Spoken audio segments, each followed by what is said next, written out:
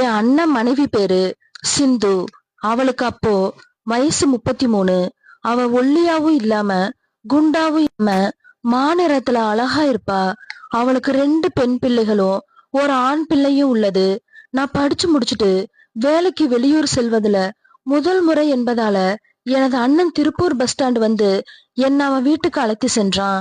நான் வீட்டுக்கு போன உடனே அண்ணி என்னிடம் எனது அம்மா அப்பாவை பத்தியும் எனது அக்காவை பத்தியும் நல்லா விசாரிச்சாங்க. நான் எல்லாரும் நல்லா இருக்காங்கன்னு சொன்னேன். அப்போது எனது அண்ணி பயண கலப்புல நீ அசதியா இருப்ப, கொஞ்ச நேரம் தூங்கி ரெஸ்ட் எடுன்னு சொல்லிட்டு போயிட்டாங்க. என் அண்ணன் குழந்தைங்க என்ன பார்த்ததும் சித்தப்பா எப்படி இருக்கீங்க, நல்லா இருக்கீங்களான்னு கேட்டு எங்க கூட விளையாட நீங்க வரீங்களான்னு கேட்டாங்க. நான் குழந்தைகளிடம் எப்படியும் 2 வருஷம் இங்கேதான் இருப்பேன், அது வரைக்கும் உங்க கூட விளையாடுறேன்னு சொன்னேன். பின்பு பிள்ளைகள் ஸ்கூலுக்கு கிளம்புவதற்காக சென்றுட்டாங்க. நானும் பயண களைப்புல அப்படியே தூங்கிட்டேன். பின்பு மதியம் 12 மணிக்கு தூங்கி எழுந்தேன். அண்ணி என்கிட்ட நல்லா தூங்கிட்டியா, போய் குளிச்சுட்டு வா சாப்பிடலான்னு சொன்னா. நான் குளிச்சுட்டு சாப்பிடும்போது அண்ணி கிட்ட அண்ணன் எங்க வேலைக்கு போயிட்டானான்னு கேட்டேன். அண்ணி என்னிடம் ஆமா, தினமும் காலையில 9 மணிக்கு வேலைக்கு போயிடுவாங்க, இரவு 10 மணிக்கு தான் வீட்டுக்கு வருவாங்கன்னு சொன்னா. நான் உன்னிடம் உங்களுக்கு தனியா இருக்க போர் அடிக்காதான்னு கேட்டேன். அதுக்கு அவ நான் டிவி பாத்துக்கிட்டே வீட்டுல பீடி சுத்திக்கிட்டு பொழுத கழிச்சுட்டு இருக்கேன்னு சொன்னா. நானும் அன்னிக்கிட்ட பேசிக்கிட்டே சாப்பிட்டு டிவி பாத்துட்டு இருந்தேன். அண்ணன் வீடு சின்ன வீடுதான், ஒரே ஒரு ஹாலு, ஓடு போட்ட வீடு. அதுலதான் கிச்சன் இருக்கும். பாத்ரூம் வீட்டின் வெளியே சுவரோட சேர்த்து தனியா இருக்கும். அண்ணி என்னிடம் பல விஷயங்களை பேசினா. பின்பு தூக்கம் வருதுன்னு தூங்கிட்டா. பின்பு மாலை வேளையில என் அண்ணன் குழந்தைங்க வீட்டுக்கு வந்த உடனே வீட்டுல கேரம் போர்டு விளையாடியும் டிவி பார்த்தும் நேரம் போச்சு. என் அண்ணன் இரவு 10:30 மணிக்கு வீட்டுக்கு வந்தான். நல்லா குடிச்சிட்டு வந்தான். என் அண்ணியிடம் சாப்பாடு வைன்னு சொல்லி என்கிட்ட நீ சாப்பிட்டியான்னு கேட்டான். அடுத்த வாரம் உனக்கு கம்பெனியில வேலை சொல்லிட்டேன், ரெடியா இருன்னு சொன்னான். நானும் அண்ணனிடம் சரினான்னு சொன்னேன். பின்பு கொஞ்ச நேரத்துல எல்லாரும் தூங்கிட்டாங்க. எனக்கு புது இடங்கறனால தூக்கமே வரல. நான் மொபைல்ல ஃபேஸ்புக் பார்த்துட்டு இருந்தேன்.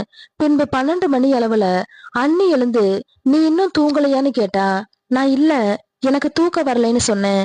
அதுக்கு அவ உங்க அண்ணனை பாரு, எப்படி தூங்குது பாரு, டெய்லியும் இப்படிதான், என்ன பண்ணணும்னே தெரியலேன்னு சொன்னா. நான் அண்ணியிடம் தினமும் அண்ணன் சரக்கு அடிக்குமான்னு கேட்டேன். அதுக்கு அவ எப்போதாவது ஒரு நாள் குடிக்காம வருவாருன்னு சொன்னா. பின்பு அண்ணி வெளியே சென்று பாத்ரூம் சென்றுட்டு வீட்டுக்குள்ள வந்து படுத்துக்கிட்டா. நானும் தூங்கிட்டேன். மறுநாள் காலை 8 மணிக்கு தூங்கி எழுந்ததும் அண்ணி எனக்கு காஃபி கொடுத்தா. நான் அண்ணியிடம் காஃபி எல்லாம் குடிக்கிற பழக்கம் இல்லைன்னு சொன்னேன். எப்போதாவது பால் மட்டும் குடிப்பேன்னு.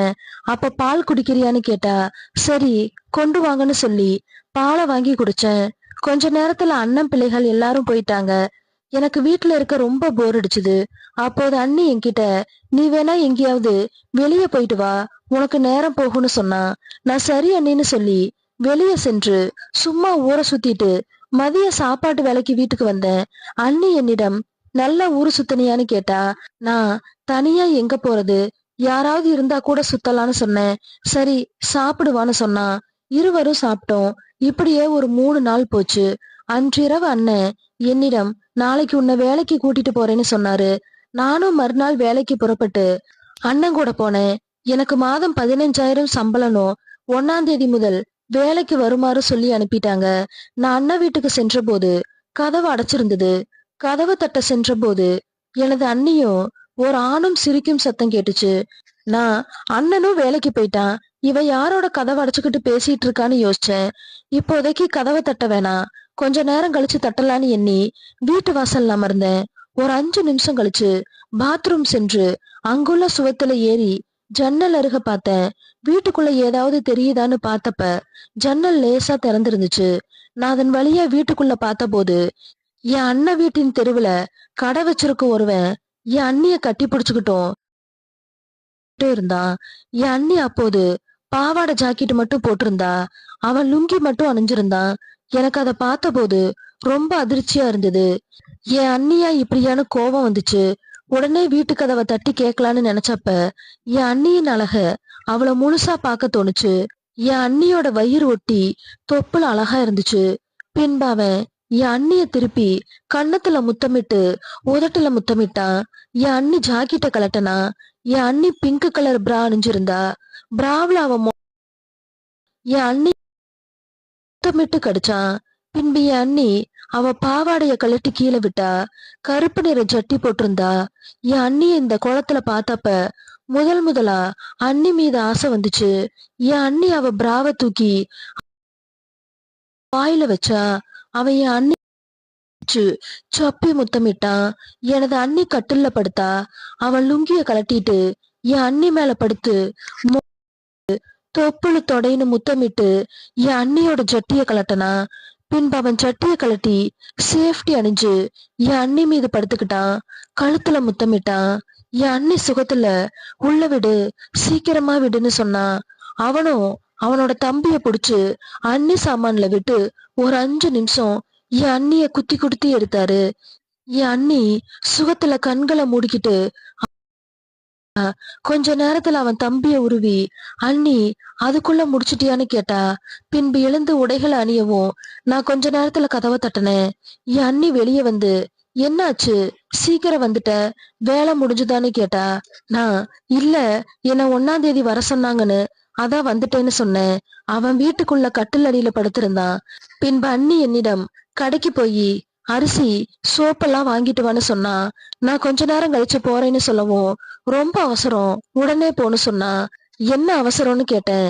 எனக்கு தெரியும், இந்த கடைக்காரனை வெளியே போக வைக்க வேணும், அதுக்குதான் இவ இவ்வளவு அவசரப்படுறான்னு நினைச்சேன்.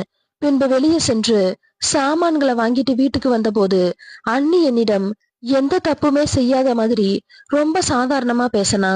நான் அண்ணிக்கிட்ட கேட்டலான்னு நினைச்ச போது கொஞ்ச நாள் ஆகட்டும், அண்ணிய கரெக்ட் செஞ்சு மேட்டர் செய்யணும்னு நினைச்சேன். பின்பு அவ தொடைகளும் மெல்லிய இடுப்பும் என் காவ தட்டி எழுப்புச்சு. இன்னும் வேலைக்கு செல்ல 1 வாரம் இருக்கு, அதுக்குள்ள அண்ணிய கரெக்ட் செஞ்சு பண்ணிடலானோ. கடைக்கார மேட்டர் செய்வது சொல்லி பண்ண வேண்டான்னு நினைச்சேன். அண்ணி என்னிடம் நீ டிவி பாரு, நான் போய் குளிச்சுட்டு வரேன்னு சொல்லி குளிக்க போயிட்டா.